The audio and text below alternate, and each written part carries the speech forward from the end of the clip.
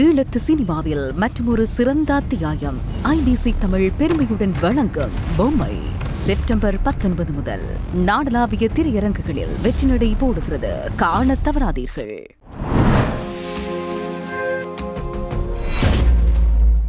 வணக்கம். மற்றொரு காணொலியினூடாக சந்தித்திருக்கின்றோம். தொடர்ச்சியாக தாயக பகுதியில் இடம்பெறுகின்ற இந்த தையீட்டி சார்ந்தான நகர்வுகள் நாளுக்கு நாள் இன்னும் வலு சேர்க்கின்ற வகையில் போராட்டம் ஆர்ப்பாட்டம் என்பது இடம்பெற்றுக் கொண்டிருக்கிறது. ஆனால் அரசினுடைய நிலைப்பாடு என்பது என்ன? அரசு மக்களுக்கான காணிகளை வழங்குமா, இல்லாட்டி அவர்கள் இதில் ஒரு உறுதியான நிலைப்பாட்டோடு பயணிக்கின்றார்களா? எவ்வகையான தீர்வை கொடுக்க போகின்றார்கள்? அரசு தன்னுடைய திட்டத்தை முன்னெடுக்கின்றது என்று சொல்லுகின்றார்கள். நாடாளுமன்றத்தில் இது சார்ந்தான பேசு பொருள் இருக்கின்றது. ஆகவே இதனுடைய நகர்வு என்ன என்பது பற்றி பார்க்க வேண்டிய தேவைகள் எங்களுக்கு இருக்குது. தையட்டி திசமக விகாரைக்கு எதிராக போராட்டம் என்பது ஒவ்வொரு பௌர்ணமி தினத்திலையும் இடம்பெற்று கொண்டிருக்கிறது. ஏதாவது போயா சார்ந்தான விடுமுறைகள் என்று சொன்னால் உடனடியாக அந்த இடத்துல தமிழ் மக்களால் ஏற்பாடு அந்த காணி உரிமையாளர்களாக அங்கே இருக்கக்கூடிய தமிழ் மக்கள் பிரதிநிதிகளோடு சேர்ந்து அந்த போராட்டம் என்பது இடம்பெறுகிறது. அரசுக்கு தெரிவிக்கும் விதமாக இந்த ஒரு சிக்கல் நிலை இருக்கிறது, இந்த எங்களுடைய தேவை இருக்கிறது, எங்களுடைய காணிகளை அடாத்தாக பிடித்து வைத்திருக்கிறார்கள் என்பதை நாளுக்கு நாள் சொல்லுகின்றார்கள். 6ஆம் தேதி கூட பௌர்ணமி தினம் இடம்பெற்றிருந்தது. அந்த பௌர்ணமி தினத்தில் கூட போராட்டம் முன்னெடுக்கப்பட்டிருந்தது. இது இருக்கின்ற பொழுது இன்றைய தினத்தில் அந்த தையட்டியை சுற்றி தையட்டி விகாரையில் ஒரு கோலாகலமான ஒரு நிகழ்வு இடம்பெற போகின்றது. அந்த நிகழ்வுக்கு காணி உரிமையாளர்களோடு சேர்ந்து மக்கள் பிரதிநிதிகளும் சேர்ந்து இருக்கக்கூடிய சமூக சிவில் அமைப்புகளும் நலன் விரும்பிகளின பலர் சேர்ந்து இன்று போராட்டத்தை முன்னெடுத்து இருக்கின்றார்கள். யாழ்ப்பாணம் தையட்டி திஸ்ஸ விகாரைக்கு எதிராக போராட்டம் இன்றைய தினம் ஆரம்பமாகி இருக்கிறது.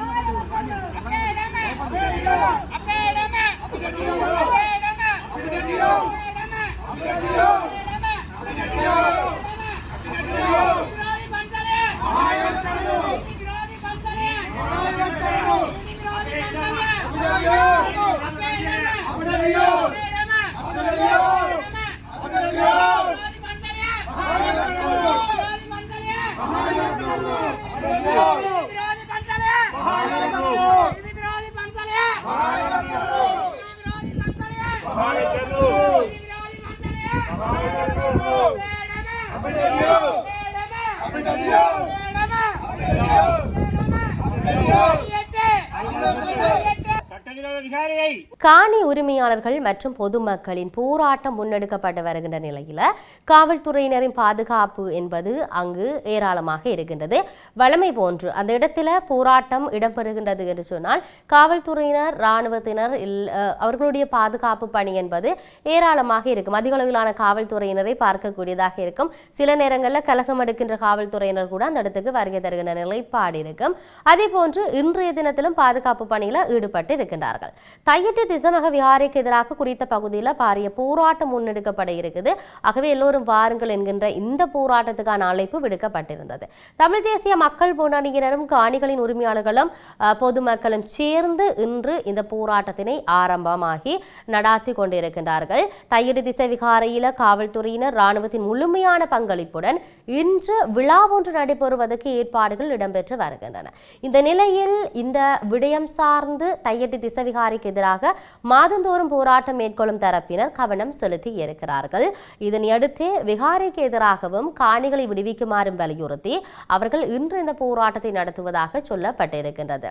குறித்த போராட்டத்தில் பொதுமக்களும் சிவில் சமூகத்தினர்களும் பெருமளவில் கலந்து கொள்ள வேண்டும் என்று ஆரம்பத்தில் நான் சொன்னது போன்ற தமிழ் தேசிய மக்கள் முன்னணியின் பொதுச் செயலாளரும் முன்னாள் நாடாளுமன்ற உறுப்பினருமான செல்வராச கஜேந்திரன் கோரிக்கை விடுத்திருந்தமை இங்கு நாம் மிக முக்கியமாக சொல்லக்கூடியதாக இருக்கிறது. இதையும் தாண்டி தையிட்டி திசை விகாரையில் காவல்துறையினரை முழுமையான பங்களிப்போடு ஆரம்பத்தில் சொல்லியிருக்கிறேன். இந்த நிகழ்வு இடம்பெறப் போகிறது. தொடர்ச்சியாக மக்கள் தங்களுக்கான அந்த இடத்தை சார்ந்து தங்களுடைய காணிகளை சார்ந்து கேட்கின்ற பொழுது அவர்கள் இவ்வாறான நிகழ்வுகளை மேற்கொள்வது என்பது எந்தளவுக்கு சரியான விடயம் என்பது சார்ந்து மிக கேள்விகள் எழுப்பப்பட்டிருக்கிறது.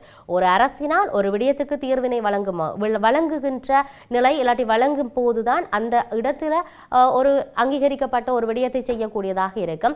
ஆனால் அந்த தீர்வை வழங்குவதற்கு முன்பே அவர்கள் தங்களுடைய நிகழ்வுகளை செய்வதும் தங்களுடைய பூஜை வழிபாடுகளை செய்வதும் அதிகளவிலானவர்கள் செல்கின்ற வழிபாடுகளுக்காக செல்கின்ற நிலைப்பாடு இருக்குது. ஆகவே தீர்வு என்பது வழங்கப்படாத நிலை இருக்கின்ற பொழுது இவ்வாறான நிகழ்வுகளை நடத்துவது என்பது எந்தளவுக்கு ஆரோக்கியமான விடயம் என்பது பற்றி நாங்கள் பார்க்க வேண்டிய தேவை இருக்கின்றது. ஆகவே வடக்கில் இந்த விகாரை தொடர்பான பிரச்சனைக்கு இன்னும் ஓரிரு வாரங்கள் அரசாங்கத்தினால் சிறந்த தீர்வு முன்வைக்கப்படும் என்ற விடயத்தை நாடாளுமன்றத்தில் அமைச்சர் பிமல் ரத்நாயக்க முன்வைத்திருந்ததை நாங்கள் பார்க்கக்கூடியதாக இருக்கிறது.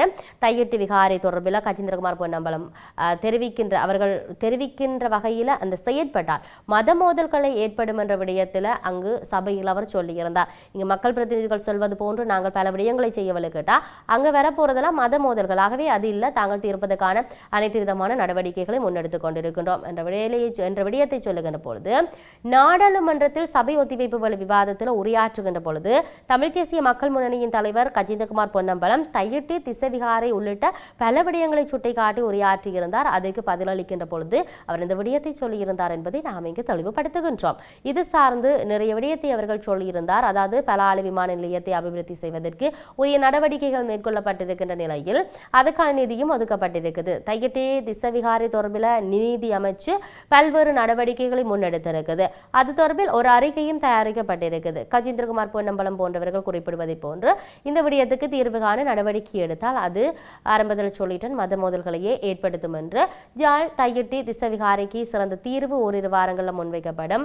நமக்கு எதிராக பேசுகின்ற கஜேந்திரகுமார் பொன்னம்பலத்துக்கு குறிப்பிடும் ஒவ்வொரு பிரச்சனைகளுக்கும் நாம் தீர்வு பெற்றுக் கொடுத்து வருகின்றோம். சுவிட்சர்லாந்தின் பேரடல் பற்றி பேசி பயனில்லை, சகல பிரச்சனைகளுக்கும் இங்கிருந்தவாறே தான் பேச்சுவார்த்தையின் ஊடாகத்தான் தீர்வு காண வேண்டும், அதனை மறந்துவிடக்கூடாது என்ற விடயத்தையும் அவர் முன்வைத்திருந்தார். தீர்வொன்றை எட்டுவதற்கான பேச்சுவார்த்தைகள் காணிகளின் உரிமையாளர்கள் மற்றும் விகாரையின் நிர்வாகத்தோடு இடம்பெற்று வருகிறது. அரச உள்ளக மட்டத்திலேயும் விகாரைக்கான தீர்வுக்கான சில முன்னெடுப்புகள் மேற்கொள்ளப்பட்டு வருகின்றன. இவ்வாறான நிலையிலேயே விகாரையை சார்ந்த மத அனுஷ்டான நிகழ்வுகளுக்கு அங்கு ஏற்பாடுகள் இடம்பெற்று வருகின்றன. சட்டவிரோத திசை விகாரைக்கு எதிராக பொதுமக்களுக்கு பாதுகாப்பு வழங்க வேண்டிய காவல்துறையினர் விழாவை முன்னின்று ஏற்பாடு செய்கின்றமை பல்வேறு விசனங்களை உண்டு பண்ணியிருக்கின்றது என்ற விடயத்தை ஆர்ப்பாட்டக்காரர்கள் சொல்லியிருந்தார்கள். திஸ்ஸ விகாரையில் இடம்பெறுகின்ற முன்னெடுப்புகளை வலிகாமம் வடக்கு பிரதேச சபை உறுப்பினர்கள் சிலர் சென்று பார்வையிட்டிருந்தார்கள். இதன்போது இராணுவத்தினரும் காவல்துறையினர் மற்றும் புலனாய்வாளர்களும் பிரதேச சபை உறுப்பினர்களை அச்சுறுத்தும் வகையில் செயற்பட்டதோடு அவர்களை ஒளிப்படங்களையும் எடுத்திருக்கின்றார்கள். அதோடு பலாலை காவல் நிலையத்தின் புதிய பொறுப்பதிகாரி அங்கு விரைந்து சென்ற பிரதேச சபை உறுப்பினர்களின் தேசிய அடையாள அட்டையை வாங்கி பெயர் விவரங்களையும் பதிவு செய்திருக்கிறார்கள் என்றும் சொல்லப்பட்டு இருக்கின்றது. இதையும் தாண்டி அரசாங்கத்தினால் ஜாழ் வலிகாமம் வடக்கு தெல்லிப்பள்ளி பிரதேச செயலாளர் பிரிவில் நகுலீஸ்வரம் கிராம அலுவலர்கள் பகுதியில் மக்களுடைய காணிகளை சுவீகரிக்க முயற்சி எடுக்கப்பட்டு வருவதாக குற்றம் எழுந்திருக்கிறது. அந்த வகையில் குறித்த பகுதியில் கடற்படைக்கு ரேடர் அமைக்கின்ற நோக்குடன் 2 ஏக்கர் காணியை சுவீகரிப்பதற்கு அரசு நடவடிக்கை எடுத்திருக்கிறது. வலிகாமம் வடக்கு பகுதியில் அன்னளவாக 300 ஏக்கர் நிலப்பரப்பு இன்னும் கடற்படையின் கட்டுப்பாட்டின் கீழ் இருக்குது. இவ்வாறு இருக்கையில் இந்த பகுதிகளுக்கு மேலதிகமாக தற்போதைய சுவீகரிப்பு நடவடிக்கைகள் மேற்கொள்ளப்பட இடம்பெற இருக்குது. இதற்கான பகிரங்க அறிவித்தல் தெல்லிப்பள்ளி பிரதேச சபையினால் விடுக்கப்பட்டிருக்கிறது. வலிகாமம் வடக்கில் காணிகளை விடுவிப்பதற்காக அன்னூர் அரசு மீண்டும் மீண்டும் கூறுகின்ற போதிலும் வாக்குறுதிகளை அமைய எந்த ஒரு விடுவிப்பு நடவடிக்கைகளும் இதுவரை இடம்பெறவில்லை. உத்தரவு விடுவிக்கப்பட்டதாக கூறப்படுகின்ற காணிகள் பலவற்றில் இருந்து இன்னும் கடற்படை வெளியேற முடியாத நிலை அல்லது வெளியேறாத நிலையும் காணப்படுகிறது. இவ்வாறான நிலையில் தற்போது கடற்படைக்கு ரேடர் அமைக்கும் நோக்குடன் 2 ஏக்கர் காணியை சுவீகரிப்பதற்கு அரசு திட்டமிட்டிருப்பது இங்கு பெரும் சர்ச்சையை ஏற்படுத்தி இருக்கிறது. ஆகவே நடக்கின்ற நாடகம் தந்திரோபாயமான காய நகர்த்தங்கள் மக்களை ஏமாற்றுகின்ற நிலைப்பாடு என்பது அதிகமாக இடம்பெற்றுக் கொண்டிருக்கிறது என்பதை நாம் இங்கு பதிவு செய்கின்ற பொழுது பொறுத்திருந்து பார்ப்போம். என்ன நகர்வுகள் நடக்கப் போகிறது என்பது மிக முக்கியமாக இந்த தையீட்டினுடைய நகர்வுகள் சார்ந்தும் பார்க்க வேண்டிய தேவை இருக்கிறது. மற்றும் ஒரு பதிவினோடாக சந்திப்போம். வணக்கம்.